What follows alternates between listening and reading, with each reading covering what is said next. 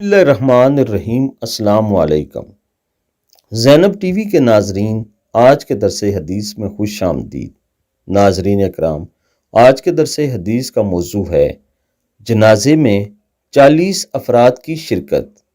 رسول اللہ صلی اللہ علیہ وآلہ وسلم نے ارشاد فرمایا، اگر کوئی مسلمان فوت ہو جائے، اس کے جنازے پر 40 ایسے آدمی شریک ہو جائیں جو اللہ تعالیٰ کے ساتھ کسی کو شریک کرنے والے نہ ہوں، تو اللہ ان کی سفارش اس میت کے حق میں قبول فرماتے ہیں۔ صحیح مسلم۔